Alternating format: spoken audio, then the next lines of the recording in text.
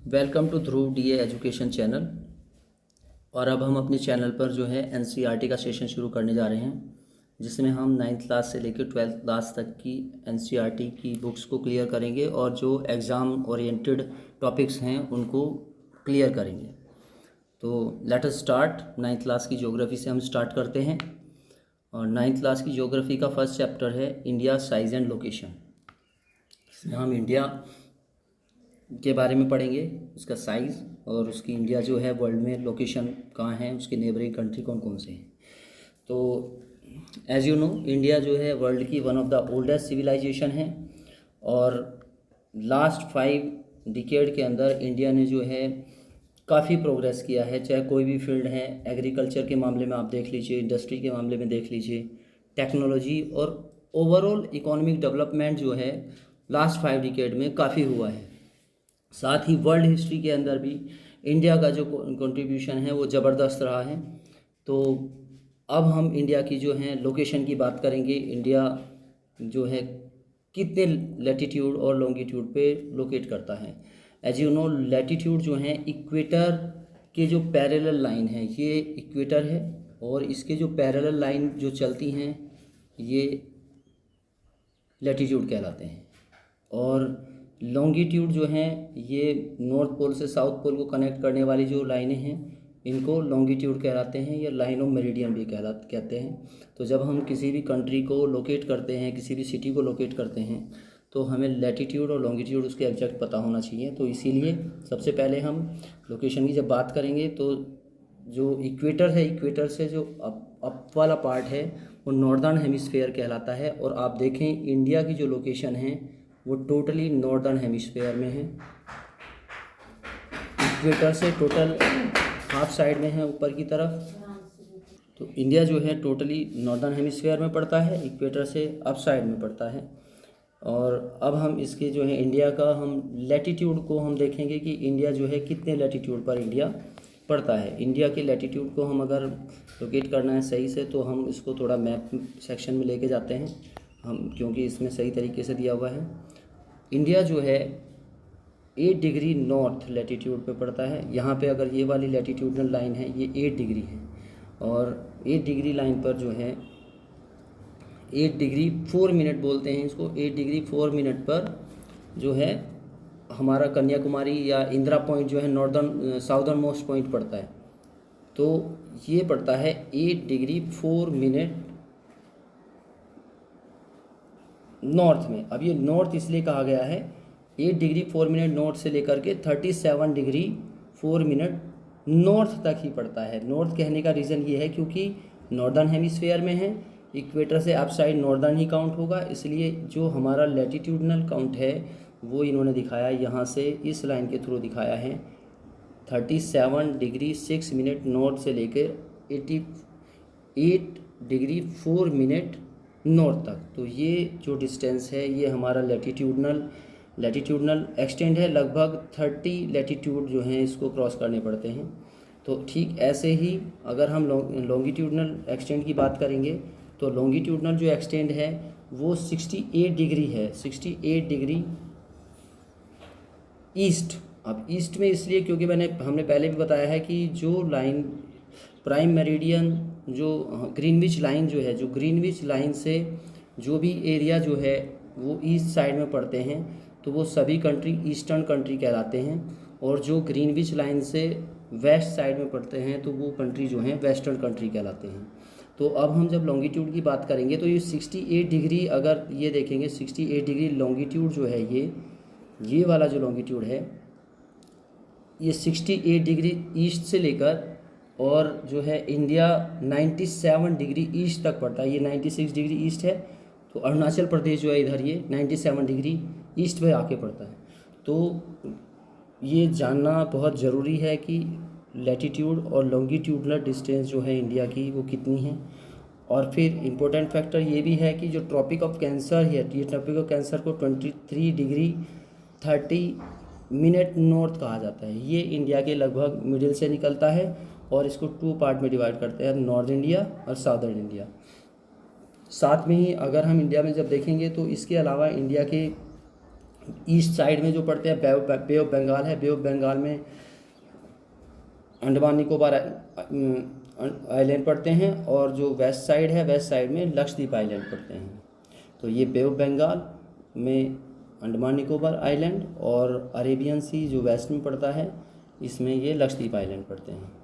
अब हम इंडिया के साइज़ की अगर हम बात करें तो इंडिया जो है वर्ल्ड में अगर हम देखेंगे तो वर्ल्ड की पोजीशन में इंडिया का एरिया वाइज 7th पोजीशन है, और कुल जो एरिया है इंडिया का वो है 3.28 मिलियन स्क्वायर किलोमीटर एरिया है, और जो टोटल लैंड सरफेस है अर्थ का उसका 2.4 जोग्राफिकल एरिया जो है वो इंडिया, टोटल एरिया जो है 2.4% इंडिया के पास है लैंड एरिया का। इंडिया की जो कोस्ट लाइन है, अगर हम इंडिया की कोस्ट लाइन की बात करेंगे तो as you see in the map में अगर हम देखेंगे तो काफ़ी लंबी कोस्ट लाइन है इंडिया की। जैसे कई कंट्री के साथ में हमारी जो है बॉर्डर लाइन मिलती है, ऐसे ही काफ़ी लंबा जो है हमारा कोस्ट लाइन है। तो सबसे पहले इंडिया की जो लैंड बॉर्डर है हमारा वो है 15,200 किलोमीटर, और जो total length of coast line है या इसकी ये अंडमान निकोबार आइलैंड और लक्षद्वीप की भी जो टोटल कोस्ट लाइन जो अगर हम काउंट करेंगे तो ये 7,560.6 किलोमीटर है। इंडिया के नॉर्थ साइड में जब हम देखेंगे तो नॉर्थ साइड के अंदर इंडिया में नॉर्थ वेस्ट से लेकर के जम्मू कश्मीर से लेकर के इधर ये नॉर्थ ईस्ट तक ये यंग फोल्ड माउंटेन है, इसको हिमालय बोलते हैं, हमारे नॉर्थ में पड़ता है। नॉर्थ वेस्ट से जम्मू कश्मीर से लेके नॉर्थ ईस्ट अरुणाचल प्रदेश तक ये फैला हुआ है।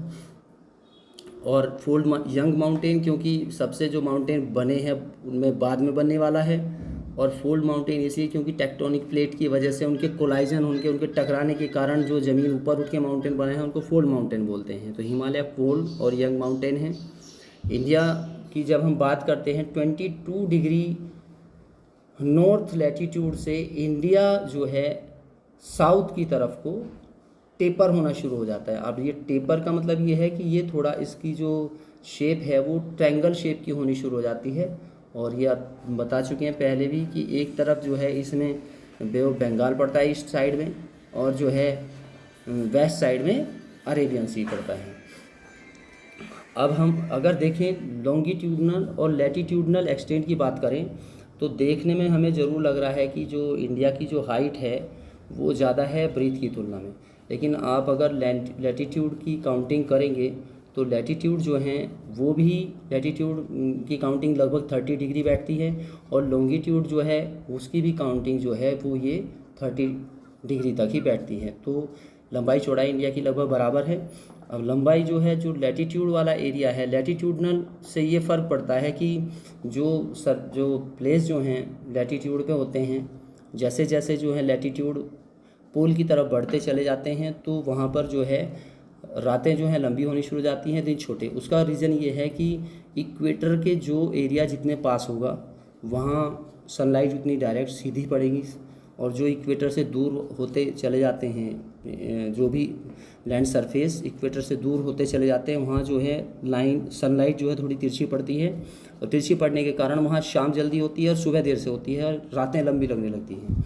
और जैसे जैसे इक्वेटर के पास जाएंगे तो वहाँ डायरेक्ट सनलाइट पड़ेगी तो लंबे टाइम तक सूरज चमकेगा, दिन बड़ा होगा, रात छोटी होगी। तो लैटीट्यूड का तो ये फ़र्क पड़ता है।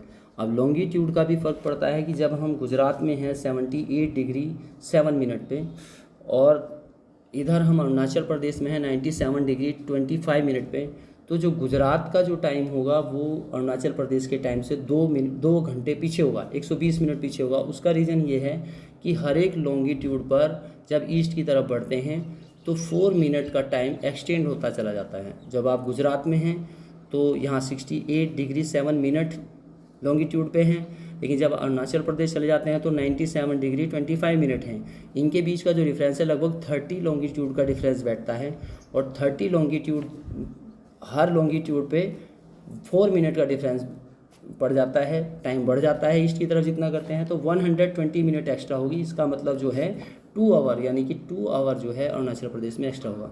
अब ये भी एक प्रॉब्लम है कि अगर एक ही कंट्री में टाइम अलग अलग होगा तो वो भी कन्फ्यूजन की स्थिति हो जाएगी, क्योंकि ट्रेन्स भी हैं, प्लेन्स भी हैं, बहुत सारे काम हैं, तो वो कैसे अलग अलग टाइम होंगे। इसीलिए इंडिया का एक स्टैंडर्ड टाइम माना गया है 82 डिग्री, जो लॉन्गिट्यूड जो निकलता है इंडिया के लगभग मिडिल से तो इसको जो माना गया है, इसको माना गया है प्राइम मेरिडियन माना गया है इंडिया की, और इसी से जो है हम पूरी इंडिया का जो है टाइम कैलकुलेट करते हैं। तो ये वाली लाइन जो है ये स्टैंडर्ड मेरिडियन है, जो टाइम इस स्टैंडर्ड मेरिडियन पे होता है वही टाइम सारी इंडिया का टाइम माना जाता है। और जो स्टैंडर्ड मेरिडियन है ये इलाहाबाद से निकलती है, और जो अगर आप देखेंगे इसमें मैप में तो ये यूपी, उसके बाद एमपी, उसके बाद छत्तीसगढ़, उसके बाद उड़ीसा और ये आंध्र प्रदेश से होके निकलती है। तो अब आगे बढ़ते हैं। जो हमने इसका लैटिट्यूड और लॉन्गिट्यूड का देखा, टाइम डे नाइट का बड़ा छोटे होने का भी कारण समझा है इसके अंदर, और हमने ये भी जाना है कि भाई गुजरात के अंतर अरुणाचल प्रदेश के टाइमिंग क्यों हैं। इसके बाद हम देखते हैं कि इंडिया की वर्ल्ड में क्या पोजीशन है। तो इंडिया की वर्ल्ड में अगर आप इंडिया को अगर आप वर्ल्ड मैप में देखेंगे या अगर हम इसमें देखते हैं तो एशिया कंटिनेंट में साउथ की तरफ को ये बढ़ा हुआ है, ये एशिया कंटिनेंट है, और इस एशिया कंटिनेंट में थोड़ा साउथ की तरफ को इंडिया का एक्सटेंड है। तो इसको हम एशियन कंटिनेंट का साउथ वार्ड एक्सटेंशन भी कह सकते हैं। और साथ में हम ये भी देख सकते हैं कि इसमें जो हैं वेरियस कंट्री के साथ में बहुत सारे जो वर्ल्ड की कंट्री हैं, वेस्टर्न कंट्रीज़ हैं उनके साथ भी जो रूट आप देख सकते हैं इसके अंदर, कि इधर अफ्रीकन कंट्री हैं, अफ्रीकन कंट्री से इधर स्वेज कैनाल से होके अगर देखेंगे तो वेस्टर्न कंट्री यूरोपियन कंट्री के साथ कनेक्ट है। ईस्टर्न कंट्री जो हैं एशिया के जो वेस्टर्न कंट्री हैं उनके साथ भी इंडिया जो है वो ट्रांस यानी कि सी रूट के द्वारा कनेक्टेड है। और इधर अगर हम ईस्ट में देखेंगे तो इधर थाईलैंड, म्यांमार, बांग्लादेश, सिंगापुर, ये जो कंट्रीज़ हैं ये हमारे ईस्टर्न कोस्ट से कनेक्ट होते हैं। हमारा जो कंट्री है ये स्ट्रेटेजिक पोजीशन से बड़ा, स्ट्रेटेजिक पोजीशन इसकी बड़ी सेंट्रल है, क्योंकि जितना ईस्ट से वेस्ट को कनेक्ट करने के लिए इंडिया ही ऐसी पोजीशन पे है कि बीच में एक लिंक का काम करता है। जो भी सी रूट हैं वो इंडियन ओशियन से और इंडिया के आसपास से ही होके निकलते हैं। अगर वर्ल्ड मैप में देखेंगे भी या इसी में अगर हम देखते हैं तो कोई भी कंट्री जो है उसकी इंडियन ओशियन में इतनी लंबी कोस्ट लाइन नहीं है जितनी इंडिया की है, और इसीलिए इंडिया के नाम पे इसको इंडियन ओशियन नाम दिया गया है। तो इस तरीके से आपने समझा कि इंडिया की पोजीशन क्या है।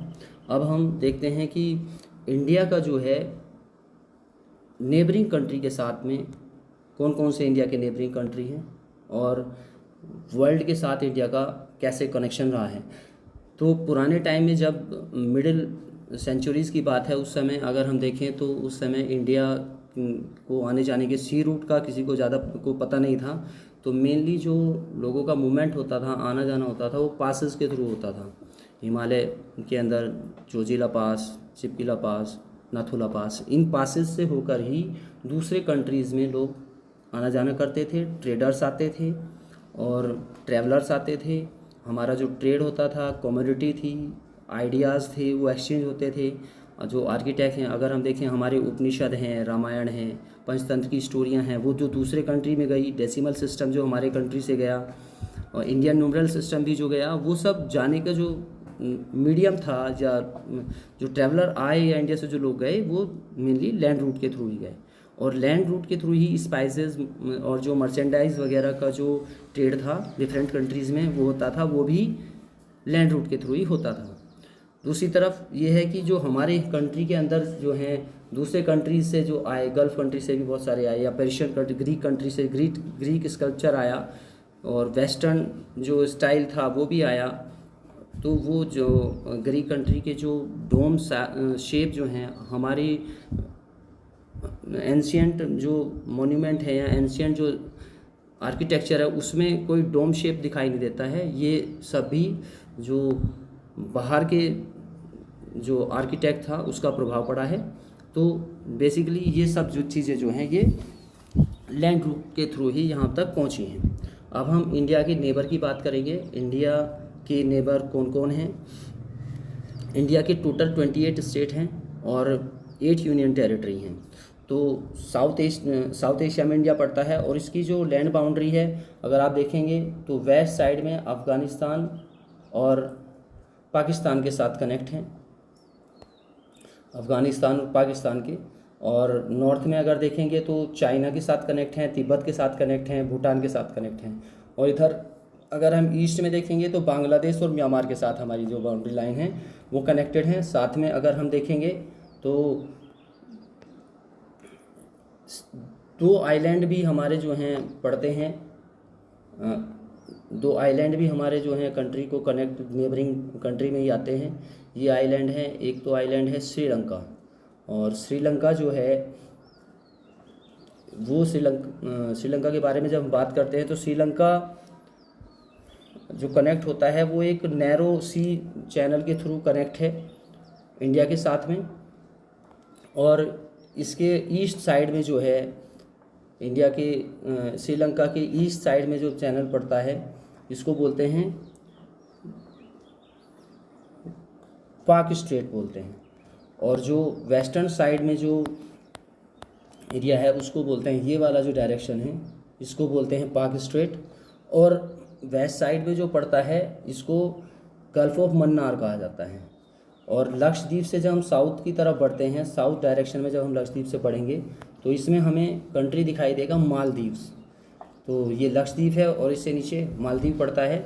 तो मालदीव भी एक कंट्री है जो जिसकी किसी कंट्री के साथ में, ये देखिएगा ये मालदीव है, और मालदीव की किसी भी कंट्री के साथ में इंटरनेशनल बाउंड्री लाइन नहीं है, क्योंकि टोटल ये सी के अंदर है। इसीलिए वर्ल्ड का अकेला ऐसा कंट्री है जिसकी कोई इंटरनेशनल बाउंड्री लाइन नहीं है। अब हम इंडिया की जो नेबरिंग कंट्री है उसके बारे में जानते हैं।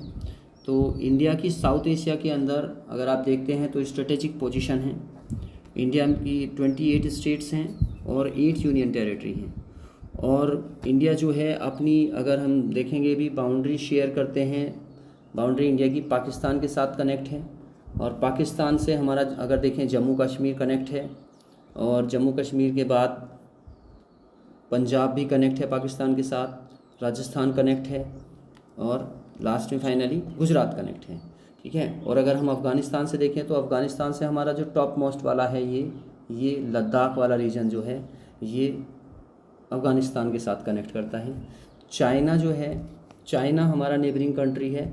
चाइना जो है लद्दाख रीजन से भी कनेक्ट है, और चाइना हिमाचल प्रदेश और उत्तराखंड और अरुणाचल प्रदेश ये और सिक्किम, ये जो स्टेट हैं ये चाइना के साथ कनेक्ट करते हैं। ये सिक्किम है यहाँ पर। भूटान जो है ये भी हमारा एक नेबरिंग कंट्री है। तो अगर आप भूटान का देखेंगे तो भूटान का सिक्किम से बाउंड्री लाइन मिलती है, इधर अरुणाचल प्रदेश से मिलती है, इधर असम से मिलती है, और इधर ये वेस्ट बंगाल से भी सिक्किम की बाउंड्री लाइन मिलती है, भूटान से बाउंड्री लाइन मिलती है। इसके बाद जो अगला हमारा नेबरिंग कंट्री है वो बांग्लादेश है, और बांग्लादेश के साथ में वेस्ट बंगाल जो है उसकी बाउंड्री मिलती है, सिक्किम की मिलती है, और मेघालय की मिलती है, मणिपुर की मिलती है, मिज़ोरम की मिलती है। तो ये स्टेट्स हैं जिनकी बांग्लादेश के साथ में, जो हमारा नेबरिंग कंट्री है उसके साथ में बाउंड्री लाइन मिलती है। हाँ, तो एक बार बांग्लादेश की जो बाउंड्री लाइन है वो जो बाउंड्री है इसकी वेस्ट बंगाल, ये देखिएगा वेस्ट बंगाल से, और सिक्किम नॉर्थ में पड़ता है, सिक्किम से मिलती है, और असम ईस्ट में असम से मिलती है, और मिज़ोरम से मिलती है, और मिज़ोरम के बाद मेघालय, और मेघालय से के साथ ही त्रिपुरा। ये स्टेट्स हैं जो बांग्लादेश की बाउंड्री से मिले हुए हैं। इसके बाद जो नेक्स्ट कंट्री है वो म्यांमार है। तो म्यांमार से जो हमारी कंट्री की बाउंड्री मिलती है वो स्टेट की मिलती है मिज़ोरम, मणिपुर इसके ऊपर नॉर्थ में है, और इसके ऊपर फिर नागालैंड है, और फिर म्यांमार से मिला हुआ है अरुणाचल प्रदेश। ठीक है। तो इस तरीके से इन सब स्टेट के साथ हमारी कंट्री की बाउंड्री लाइन मिलती है। और इस तरह के क्वेश्चन जो हैं एग्ज़ाम ओरिएंटेड एग्ज़ाम में भी क्वेश्चन पूछे जाते हैं कि कौन सी कंट्री की बाउंड्री लाइन कौन से स्टेट से मिलती है। तो नेपाल के बारे में बात करेंगे। नेपाल की जो बाउंड्री लाइन है अभी आप देखेंगे तो सिक्किम, उत्तर प्रदेश, बिहार और बंगाल के साथ भी, वेस्ट बंगाल के साथ भी जो है बाउंड्री लाइन नेपाल की मिलती है, और उत्तराखंड के साथ। तो इस तरीके से आपने देखा कि सभी जो हमारे नेबरिंग कंट्री हैं तो उसकी बाउंड्री लाइन इंडिया के कौन से स्टेट के साथ मिलती है। तो इसके साथ साथ जो नेबरिंग कंट्री हैं हमारे टू जो आइलैंड नेबरिंग कंट्री भी हैं, उसमें एक है श्रीलंका। श्रीलंका जो है, श्रीलंका की ईस्टर्न जो एक नैरो स्ट्रीम ऑफ वाटर है उसके साथ में जो है इंडिया हमारे साथ कनेक्ट है। और इसमें जो है ईस्टर्न साइड में जो है अगर हम देखेंगे तो यहाँ पाक स्ट्रेट पड़ती हैं, इसको बोलते हैं पाक स्ट्रेट। और जो वेस्टर्न साइड है इसमें गल्फ ऑफ मन्नार पड़ती है। और लक्षद्वीप के साउथ डायरेक्शन में जब हम जाएंगे तो एक कंट्री पड़ता है, आइलैंड कंट्री है मालदीव। तो मालदीव जो है एक ऐसा कंट्री है जिसकी कोई इंटरनेशनल बाउंड्री लाइन नहीं है। इस तरह क्वेश्चन भी एग्ज़ाम में आ जाता है, भाई ऐसा कौन सा कंट्री है जिसकी कोई इंटरनेशनल बाउंड्री लाइन नहीं है, तो ये मालदीव है। तो फ्रेंड्स, इस तरह से आपने जो है ज्योग्राफी का चैप्टर पढ़ा इंडिया इसकी लोकेशन के बारे में। तो जो चीज़ें हैं क्लियर की गई हैं, अपनी तरफ से बेस्ट एफर्ट किया गया है। और आई होप आप सबको ये पसंद आया होगा। अगर पसंद आया है तो आप लाइक और सब्सक्राइब ज़रूर कीजिएगा। Thank you.